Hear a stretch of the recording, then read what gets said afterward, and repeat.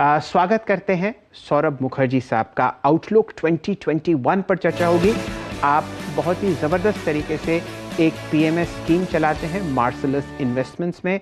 हर तरीके के स्टॉक पर जो फंडामेंटली साउंड है और उस पर आपकी राय रहती है और बहुत शानदार तरीके से पिछले 2 दशक से अपने बाजार पर वो पकड़ बनाए हुए दिखते हैं। सौरभ जी, स्वागत है आपका। रिकॉर्ड हाई आपके सामने हर तरीके के मेन इंडेक्स पर। और बताइए क्या आउटलुक है अगले साल के लिए, कहाँ आपका रुझान है, कहाँ खरीदारी आती हुई दिख रही है, क्या आपके फॉरेन मित्र मंडली करती हुई दिख रही है सन 2021 के पहले महीने में? ये पॉजिटिव चीजों पे पहले फोकस करते हैं, फिर एक दो नेगेटिव्स भी कवर करेंगे।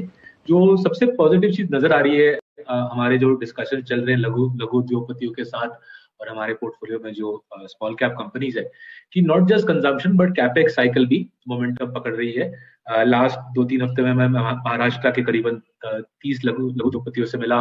कोई ऑटो एंसिलरी में, कोई रियल एस्टेट में, कोई रेस्टोरेंट सेक्टर में। हर कोई इंसान अपना अपना कैपेसिटी बढ़ाने की चेष्टा में है। फाइनेंसिंग की उपलब्धि उन्होंने हासिल की है और अगले साल मेरे ख्याल से कैपेक्स साइकिल की शुरुआत हम देखेंगे। कंजम्पशन तो बरकरार रहेगी। इसकी वजह से मेरे ख्याल से ओवरऑल मार्केट के लिए माहौल अच्छा रहेगा। 2 चिंताजनक बातें नजर आ रही हैं। पहला है कि इन्फ्लेशन मेरे ख्याल से जोर शोर से अगले साल इन्फ्लेशन जोर शोर से आएगा, बिकॉज स्टील के भाव बढ़ रहे हैं, तेल का भाव बढ़ रहा है और जैसे जैसे रिकवरी पकड़ ले रही है, जो प्रमोटर है वो बोल रहे हैं कि मैं अपने भाव बढ़ाऊंगा, मैं अपने प्राइसेस बढ़ाऊंगा। एंड जनवरी से मेरे ख्याल से काफी वाइड स्प्रेड प्राइस हाइक्स नजर आएंगी। इन्फ्लेशन देयरफॉर ऊपर जाएगी मेरे ख्याल से। उससे क्या होगा, जो कमजोर कंपनी है जिसके पास प्राइसिंग पावर नहीं है, उसकी ऑपरेटिंग मार्जिन कंप्रेस होने की पूरी पॉसिबिलिटी है। इसलिए मेरी सलाह रहेगी कि मार्केट लीडर के साथ निवेश करके रहिए, इस कंपनी के साथ रहिए जिसके पास ब्रांड हो, प्राइसिंग पावर हो। और दूसरी जो चिंताजनक बात नजर आ रही है कि public sector banks, cooperative banks और काफी सारे बड़े एनबीएफसी हैं, उनके पास फाइनेंसिंग कैपेसिटी आज नहीं है, पैसे देने की कैपेसिटी नहीं है। इससे ऑब्वियसली फायदा होगा स्ट्रॉन्ग एनबीएफसी और स्ट्रॉन्ग प्राइवेट सेक्टर बैंक को, बट ओवरऑल इकोनॉमी में एक फाइनेंसिंग की कड़की मेरे ख्याल से बरकरार रहेगी अगले साल। तो 2 नेगेटिव है, लेकिन बड़ा पॉजिटिव है कि इकोनॉमिक रिकवरी जोर पकड़ रही है और अगले साल आपको, मेरे को, जो निवेशक है इस मार्केट में, उनका पूरा फायदा, रिकवरी का फायदा हमको मिलेगा। तो मुखर्जी साहब, आपको जरा निफ्टी दिखवाते हैं। 13,992 के आसपास ट्रेड करता हुआ दिख रहा है। अभी दोबारा एक उच्चतम लेवल आपको आता हुआ दिखा 13,997। तो मैं उम्मीद करता हूं जैसे ही आप हमारे सामने स्क्रीन पर आए, यहां पर आपको 14,000 का एक मैजिकल नंबर दिखेगा। लेकिन हमारे दर्शकों को यह बताइए कि अगले साल आपको निफ्टी कहां जाता हुआ दिखता है? 15% ऊपर यहां से, जो कि एवरेज कंपाउंडिंग हुई है, या आप और ऊंचा लक्ष्य साधेंगे? नमस्कार दोस्तों, अगर आप शेयर बाजार में ट्रेडिंग या निवेश करना चाहते हैं तो जुड़िए एंजल ब्रोकिंग के साथ, जहां आपका अकाउंट ओपनिंग में 1 भी रुपए नहीं लगता है। देखिए, जब मैं ब्रोकर था मेरे को मजबूरन निफ्टी वगैरह की टारगेट देनी पड़ती थी। मैं करता भी था काम, जब काम है करना पड़ता था। मेरे ख्याल से ज्यादा निफ्टी या सेंसेक्स पे फोकस करके फायदा नहीं होता, बिकॉज निफ्टी और सेंसेक्स के अंदर जो कंपनीज अगर आप देखेंगे, 60-70% कंपनी की रिटर्न ऑन कैपिटल कभी कॉस्ट ऑफ कैपिटल के ऊपर आती ही नहीं है। सो ऑल्दो ये बड़े कंपनीज है, निफ्टी में बैठे हैं, सेंसेक्स में कम बैठे हैं, इनकी जो इंजन है, पैसे बनाने की इंजन है, वो काफी कमजोर है। सो अगर आप मुझसे निफ्टी का टारगेट मांगे, मैं बोलूंगा मोटा मोटी जिस रेट पे अर्निंग्स ग्रोथ आएगी उसी रेट पे निफ्टी या सेंसेक्स बढ़ती रहेगी। मेरे ख्याल से अगर आप 2-3 साल का अरसा ले, हमारे देश में 10 से 15% अर्निंग्स ग्रोथ काफी कंसिस्टेंटली आएगा। हाँ, ये बात जरूर है कि अगले 12 महीने में अर्निंग्स ग्रोथ शायद 20-25% आए और उस वजह से इंडेक्स को थोड़ा एक्स्ट्रा फायदा हो। बट अगर आप इंडेक्स लेवल में निवेश कर रहे हो तो आप 10-15% की ग्रोथ मान के चले, उससे ज्यादा आना इंडेक्स में थोड़ा सा अस्वाभाविक होगा इंडिया में। तो 20-22% की अर्निंग्स ग्रोथ और शायद उसी उम्मीद से आपको निफ्टी कंपाउंड करता हुआ दिखे। ऐसा करते हैं मुखर्जी साहब, आपके पोर्टफोलियो पर अपना ध्यान केंद्रित करते हैं। आप बहुत ही जाने माने स्टॉक पिकर हैं, चाहे स्मॉल कैप हो, चाहे मिड कैप हो, चाहे लार्ज कैप हो, और हर तरीके का आप पीएमएस स्कीम एक ऑफर करते हैं जहां पर ये सारे ऑप्शंस उपलब्ध हैं। ये बताइए, पिछले 2 महीने में, पिछले 1 महीने में या निकटतम दायरे में आपने कौन कौन से स्टॉक्स ऐड किए हैं अपने पोर्टफोलियोज में, चाहे वो स्मॉल हो, मिड कैप हो या लार्ज कैप हो?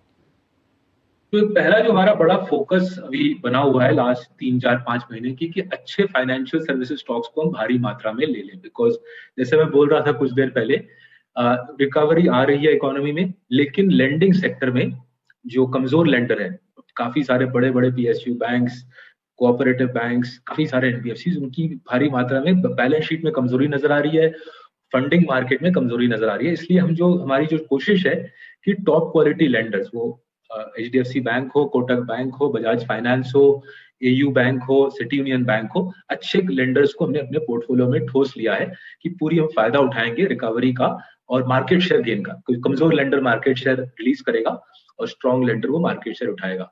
एक सिंपल सा मैं फैक्टॉइड देता आपको समझाने के लिए कि ये सिचुएशन कितना स्टार्क है। अगर हम हमारे किंग्स ऑफ कैपिटल पोर्टफोलियो की लेंडर्स की प्रोविजनिंग देखें, कितना पैसा उन्होंने ऑलरेडी रिजर्व में डाल दिया है कोविड के हिट्स की वजह से, और हम टॉप 3 पीएसयू बैंक्स की प्रोविजनिंग देखें, हमारे किंग्स ऑफ कैपिटल लेंडर्स की प्रोविजनिंग 6 गुना ज्यादा है compare to top 3 PSU banks. Market share दोनों सेट्स की मोटा मोटी सिमिलर है। टॉप 3 पीएसयू बैंक करीबन 30% मार्केट शेयर लेके बैठे हैं, हमारे पोर्टफोलियो के लेंडर्स करीबन 25% मार्केट शेयर लेके बैठे हैं। लेकिन हमारे मार्सेलस के पोर्टफोलियो के लेंडर्स ने 6 गुना एक्स्ट्रा प्रोविजनिंग किया है, और हमारी जो सोच है कि अगले साल हमको इसका फायदा मिलेगा कि हमारे लेंडर्स ने पूरी तरह से कोविड का हिट ऑलरेडी अपने प्रॉफिट में दिखला दिया है। राइट, तो ये हमारी बड़ी फोकस है कि हम रिकवरी का फायदा अच्छे लेंडर के द्वारा के थ्रू उठाएंगे। दूसरा है, हमारे काफी सारे इन्वेस्टमेंट्स है ऑटो और ऑटो एंसिलरी सेक्टर में, जैसे कि रॉयल एनफील्ड, मतलब Eicher Motors, Maruti Suzuki, auto ancillaries में हमारे पास है पीपीएपी, स्टर्लिंग टूल्स। हमारी जो उम्मीद है कि ऑटो सेक्टर की जो उछाल है ये बरकरार रहेगी फॉर 1 और 2 ईयर्स, और हमारे ऑटो और ऑटो एंसिलरी के स्टॉक से हमको पूरा फायदा मिलेगा। आप डेटा सीएम के अनाउंसमेंट्स में देख सकते हो किस प्रकार से ऑटो सेक्टर भाग रहा है। दिसंबर का डेटा भी जो अखबार में पढ़ रहे हैं अच्छा आएगा, और जो ऑटो एंसिलरी सेक्टर से खबर आ रही है कि फैक्ट्री फुल कैपेसिटी में चल रही है, और कैपेक्स साइकिल, अगला set of capex cycle auto ancillary और ऑटो सेक्टर में मेरे ख्याल में अगले साल में शुरू हो जाएगा। सो ये एक दूसरा एरिया फोकस। और तीसरा, जैसे मैंने आपके चैनल में लास्ट 1 साल से डिस्कस किया कि फार्मा और एपीआई सेक्टर, यहाँ पे भारी डिमांड की सिचुएशन अच्छी है, कैपेसिटी यूटिलाइजेशन हाई है, नई कैपेक्स साइकिल की घोषणा की जा रही है। डिवीज लैब ने अपना नया कैपेक्स साइकिल की घोषणा कर दी है, और इनके जो सप्लायर हैं, डिवीज लैब के जो सप्लायर हैं, अल्काइल अमीज, जीएमएम फॉडलर, इनमें भी हमने निवेश करके रखा है। ये 3 थीम मेरे ख्याल से अगला साल अच्छा चलेगा। Top quality lenders, auto ancillaries, pharma ancillaries, अगर वैसे बोले तो ये हम थीमों पे काफी काम कर चुके हैं, और निवेश करने की उम्मीद में हम बैठे हैं कि अगले जनवरी फरवरी में जैसे फ्लोज आएंगे और पैसे हम डालेंगे इन थीम्स पे। ओके, इकोनॉमिक रिकवरी काफी स्ट्रांग है। सौरभ जी, आज से 3 महीने पहले लगभग आपसे इसी वक्त एक इंटरेक्शन हुआ था, उसमें उस वक्त आपने एक बहुत महत्वपूर्ण बात कही थी कि भारत की तरफ, इमर्जिंग मार्केट्स की तरफ कैपिटल फ्लो, पैसा काफी आएगा, बहुत बहुत भारी मात्रा में आएगा। And look at November and look at दिसंबर।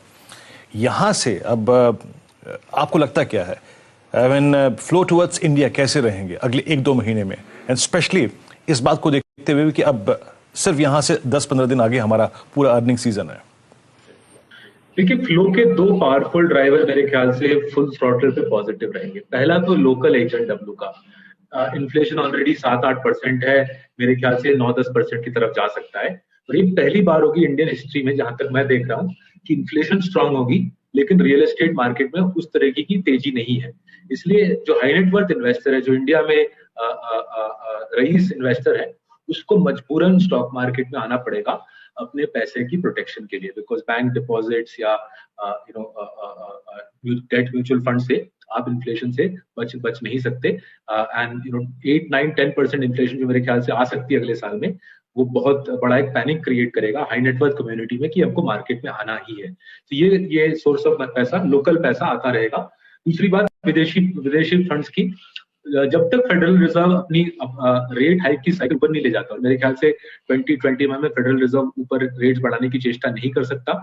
जिस प्रकार से कोविड अभी भी फैल रहा है यूएस में, यूके में, वेस्टर्न वर्ल्ड में, वेस्टर्न सेंट्रल बैंक पैसे का भाव 0 के पास रखेंगे राइट थ्रू आउट 2021, और उसकी वजह से विदेशी पैसा भारी पैमाने पे इंडिया पे आता रहेगा। जैसे आप बोल रहे थे, last 2 months have been the best ever for foreign flows, और मेरे ख्याल से ये सिचुएशन पूरी तरह से बरकरार रहेगी थ्रू आउट 2021।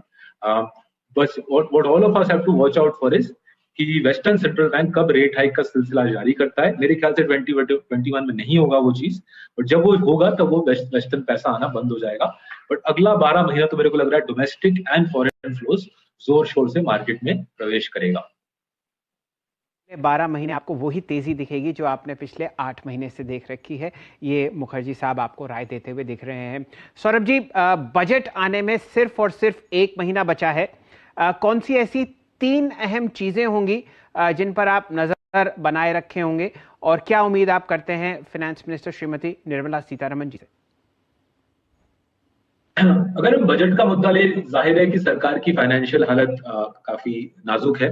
जैसे कि साफ दिख रहा है 12-13% की बजट डेफिसिट कंसोलिडेटेड लेवल पे आने की पॉसिबिलिटी है। इसलिए 3 चीजें मेरे ख्याल से सरकार को अगर करे तो हमारे लिए, हम जैसे इन्वेस्टर लोगों के लिए अच्छा हो। वो सरकार करेगी या नहीं मेरे को बिल्कुल नहीं पता, बट पहली चीज है कि पैनिक करके ऊंची श्रेणी के इनकम टैक्स पेयर पे अगर टैक्स हाइक्स ना आए तो बेहतर होगा। अपर रेट्स ऑफ इनकम टैक्स में टैक्स रेट बढ़ा के कुछ खास पैसा मिलता नहीं है, लेकिन एक बहुत रिफ्लेक्स रिएक्शन रहता है हमारे देश में सरकार की। दिस इज फॉर डेकेड्स में भारत सरकार की रिएक्शन रही है। फिजिकल दिक्कतें आ गई तो ऊपर के रेट बढ़ा दो इनकम टैक्स में। मेरी आशा है, मेरी उम्मीद है कि ये नहीं होगा, बट मेरे को डर लग रहा है कि ये हो सकता है given how difficult the physical position is. दूसरी चीज जो मैं उम्मीद करता हूँ कि प्राइवेटाइजेशन का सिलसिला और जोर शोर से किया जाएगा। ऑब्वियसली सरकार काफी सालों से चेष्टा कर रही है कि कंपनीज को बेचे, oil refinery oil marketing companies की चेष्टा की जा रही है, एयर इंडिया की तो लगी रहती है एक चेष्टा। जाहिर अभी तक कोई आया नहीं है। सरकार को सोचना पड़ेगा कि कोई कैसे स्टेप्स हम ले सकते हैं जिससे कि सामने वाला खरीदार आए। So tax relief, labour reform, कि अगर आप पीएसयू कंपनी खरीदो आपको सैकिंग करने की अनुमति मिल सकती है। इन सब चीजों पे होपफुली कुछ राय मिलेगी बजट पे, किस तरीके से प्राइवेटाइजेशन का सिलसिला बढ़ा सकते हैं। और तीसरी चीज जो बहुत इफेक्टिव रहा था कोविड के दौरान, मेरे ख्याल से इसको चलाना चाहिए, ये ECLGS प्रोग्राम जो सरकार ने आई थिंक 3 महीने हो गए हैं, 3 मंथ्स अगो फाइनेंस मिनिस्टर जी ने इसका ऐलान किया था। मैं उम्मीद कर रहा हूँ कि बजट में फाइनेंस मिनिस्टर जी बोले कि अगले साल के पहले 6 महीने में भी ये ECLGS प्रोग्राम बरकरार रहेगा, जिससे छोटे बिजनेसेस को क्रेडिट सपोर्ट मिल सकती है। ये एक इफेक्टिव प्रोग्राम रहा है और उम्मीद ये करने की बजट में इसको बढ़ाया जाएगा आगे। सौरभ जी, एक और चीज, अगर आप देखें भारतीय जहां निवेश करने के बारे में सोचते हैं और हमेशा अगर आप देखें कहीं ना कहीं करते भी हैं, वो है एक रियल स्टेट और एक है गोल्ड। हमने पिछले 3-4 महीने में रियल स्टेट स्टॉक्स में काफी सब्सटेंशियल मूव देखा है। लुक एट इंटरेस्ट रेट, कहां एक जमाने में 11% का इंटरेस्ट रेट आज अप्रोक्सीमेटली 6.9% फ्लो कर रहा है। Real estate investment in equity या फिर direct exposure in real estate और गोल्ड, इन 2 अंडरलाइंस पे आपकी राय चाहूंगा। स्टेट में फैक्ट दैट बुकिंग एक्टिविटी बढ़ गई है तो काफी साफ नजर आ रहा है। मुंबई में भी दिख रहा है, छोटे शहरों में भी काफी रौनक आ गई है एक residential real estate. Commercial real estate तो अच्छी हालत में थी 2-3 साल से, बट रेसिडेंशियल में एक नई रौनक आई है। HDFC जैसे दिग्गज लेंडर ने भी घोषणा की है कि उनकी डिसबर्सल्स काफी स्ट्रॉन्ग है। अब किस हद तक आप में रियल एस्टेट स्टॉक से पैसा बना सकते हैं उसको वो मेरे को थोड़ा डाउटफुल लगता है। वो वजह से डाउटफुल लगता है। रियल एस्टेट डेवलपर की अगर हिंदुस्तान में हिस्ट्री देखो, रियल एस्टेट डेवलपर के लिए बहुत मुश्किल रहता है कि वो रिटर्न ऑन कैपिटल अपने कॉस्ट ऑफ कैपिटल के ऊपर पाए, बिकॉज इतना कॉस्ट ऑफ फंड इंडिया में इतना ऊंचा रहता है, उसके ऊपर डिलेज रहती है, रेगुलेटरी परमिशंस की एक हमेशा दिक्कत रहती है। कंसिस्टेंट तौर पे रियल एस्टेट डेवलपर के लिए रिटर्न ऑन कैपिटल अच्छा दिखाना मुश्किल रहता है, इसलिए वो पहली वजह है जहाँ पे हम अवॉइड करते हैं रियल एस्टेट स्टॉक्स को मार्केट में। दूसरी वजह ये है कि ये रेगुलेटरी जो साइकिल है, हर 2 महीने कोई ना कोई घोषणा आ जाती है, सेंट्रल गवर्नमेंट करती है या स्टेट गवर्नमेंट करती है। कभी कभी ये गवर्नमेंट की अनाउंसमेंट्स अच्छी रहती है, सेक्टर चल पड़ती है, कभी कभी एडवर्स रहती है, सेक्टर पिट जाती है। तो अनसर्टेनिटी मेरे ख्याल से ज्यादा है और रिस्क रिवॉर्ड मेरे को कभी खास मजेदार लगा नहीं रियल एस्टेट स्टॉक्स में, इसलिए मैं उनसे दूर रहा हूँ। बट इसके बारे में 2 राय नहीं है कि सेक्टर चल पड़ी है, रेसिडेंशियल रियल एस्टेट में एक उछाल नजर आ रही है, तो मेरे ख्याल से उछाल बरकरार रहेगी अगले साल। गोल्ड तो जाना माना चीज है, डेटा सबके सामने है। गोल्ड की रिटर्न करीबन अक्रॉस डेकेड्स 8% के आसपास रहती है, which is not bad, but Nifty उससे बेहतर रिटर्न दिला सकती है आपको। और गोल्ड की वॉलेटिलिटी निफ्टी जितनी ही है, और जो हमारा डेटा है हमको नजर आता है कि गोल्ड और निफ्टी की कोरिलेशन पॉजिटिव है। तो थोड़ा सा मैं फॉक्स्ड हो जाता हूँ जब मैं देखता हूँ लोग भारी पैमाने में गोल्ड लेते हैं। मेरे को समझ नहीं आता क्यों लेते हैं। ना तो डाइवर्सिफिकेशन मिलती है, ना तो वॉलेटिलिटी कम मिल रही है, और ना ही मेरे को निफ्टी के अंडर परफॉर्मेंस से राहत मिलती है। सो ये वाली चीजें को कभी खास समझ नहीं आई कि गोल्ड खरीदने का लॉजिक क्या है, बट लोगों को लगता है कि एक नेगेटिव कोरिलेशन है मार्केट्स के साथ, जो कि डेटा में एक्चुअली बेस्ड नहीं है। वो एक जो सोच है लोगों की कि गोल्ड मेरे को हेज करेगा मार्केट से, वो डेटा पे आधारित नहीं है, एक उम्मीद पे बेस्ड है, जो उम्मीद मेरे ख्याल से रियलिटी के साथ बैक नहीं है। सौरभ जी, एक और चीज, मैं निफ्टी आईटी को देख रहा था। आप देखिए ना, महज 8 महीनों में ये इंडेक्स कहाँ 11,000 का इंडेक्स आज फ्लो कर रहा है करीब करीब 24,000 पे। टेक्नोलॉजी में इन्वेस्टमेंट, साथ ही साथ कॉस्ट इफेक्टिवनेस जो लॉकडाउन में इन कंपनी को मिली है, वो काफी, अगर आप देखें, उसका एडवांटेज मार्केट ने इन स्टॉक्स को दिया है। Prior to earning season, Infosys, Tech Mahindra, TCS, HCL Technologies, आपकी अप्रोच इतने सब्सटेंशियल गेन के बाद आईटी पे क्या होगी? देखिए, हमारे देश में अच्छे आईटी सर्विसेज कंपनीज है, इसके बारे में कोई दो राय नहीं है। जिन कंपनीज का आपने नाम लिया वो दिग्गज कंपनी है, इनके बारे में दो राय नहीं है। लेकिन जो मैं चीज आईटी में थोड़ा सा केयरफुल रहता हूँ कि आईटी में जिस प्रकार का सप्लाई डिमांड मिसमैच की हम बात कर रहे थे अभी, टॉप क्वालिटी लैंडिंग में, ऑटो में, फार्मा में, आईटी में उस प्रकार का सप्लाई डिमांड मिसमैच नहीं बन पाता, बिकॉज सेक्टर में कैपेसिटी कंस्ट्रेंट्स उतनी भारी नहीं होती जैसे होती है लैंडिंग में या ऑटो सेक्टर में। वहां पे कैपिटल आने में दिक्कत, टाइम लग जाता है। तो इसलिए आईटी सेक्टर का अर्निंग्स ग्रोथ अच्छा रहेगा। एक्सेंचर की जो रिसेंट अर्निंग्स थी उससे जाहिर है कि आईटी में डिमांड का सिचुएशन अच्छा है और आईटी सेक्टर में अच्छी अर्निंग्स ग्रोथ नजर आएगी। मेरे ख्याल से dollar earnings growth double digit होगी फॉर द नेक्स्ट 12 मंथ्स और सो।